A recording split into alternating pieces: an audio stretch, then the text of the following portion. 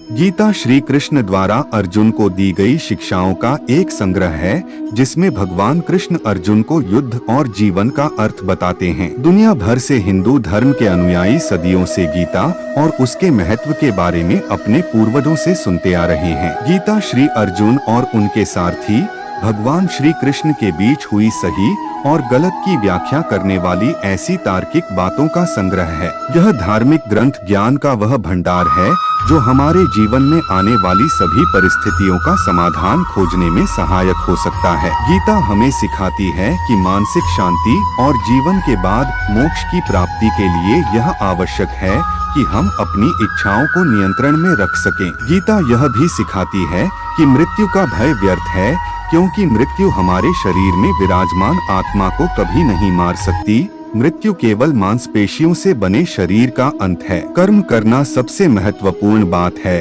और व्यक्ति को पूरी निष्ठा और विश्वास के साथ कार्य करना चाहिए, जबकि काम करते समय परिणाम का भय और फल की उम्मीद करना बेकार है। गीता के अनुसार ईश्वर हर क्षण हमारे साथ है और कण कण में विद्यमान है। अपने मन में दूसरों के लिए बुरे भाव या बुरे विचार रखना ही हमारे अपने विनाश का कारण है, इसलिए इन बुरे विचारों को अपने मन से दूर रखना चाहिए। गीता में कहा गया है कि क्रोध से भ्रम पैदा होता है, जो बुद्धि को विचलित करता है। भ्रमित व्यक्ति अपने मार्ग से भटक जाता है, तब सारे तर्क नष्ट हो जाते हैं, जिससे मनुष्य का पतन हो जाता है। इसलिए हमें अपने क्रोध पर नियंत्रण रखना चाहिए। भगवान श्री कृष्ण कहते हैं कि आत्मनिरीक्षण से स्वयं को जानो, क्योंकि जब आप स्वयं को पहचानेंगे तभी आप अपनी क्षमता का आकलन कर पाएंगे। ज्ञान रूपी तलवार से अज्ञान का नाश करना चाहिए। जब कोई व्यक्ति अपनी क्षमता का आकलन करता है, तभी उसका उद्धार हो पाता है। भगवान श्री कृष्ण कहते हैं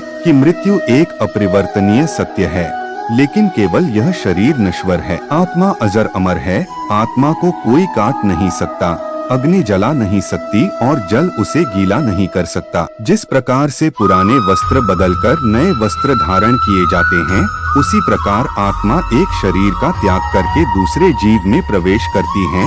मनुष्य के भीतर सुख और आनंद का वास है, लेकिन मनुष्य उसे स्त्री में, घर में और बाहरी सुखों में ढूंढ रहा है। मनुष्य इंद्रियों के अधीन है, इसलिए जीवन में विकार और परेशानियां आती हैं। जुआ, मद्यपान, परस्त्रीगमन, अनैतिक संबंध, हिंसा, असत्य, मद, आसक्ति और निर्दयता, इन सब में कलयुग का वास है।